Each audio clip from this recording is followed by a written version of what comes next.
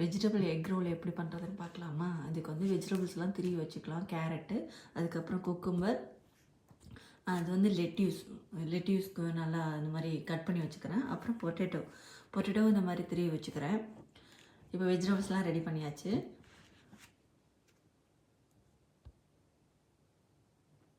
இப்போ ஒவ்வொரு வெஜிடபிள்ஸையும் போட்டு ஒரு பவுலில் போட்டு இப்போ கேரட் போட்டுக்கிறேன், லெட்யூஸ்,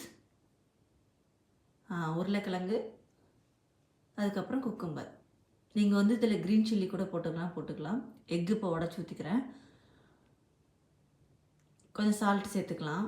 நீங்கள் காரத்துக்கு இது வேணாலும் போட்டுக்கலாம். மிளகாத்தூள் இந்த மாதிரி கூட போட்டுக்கலாம்.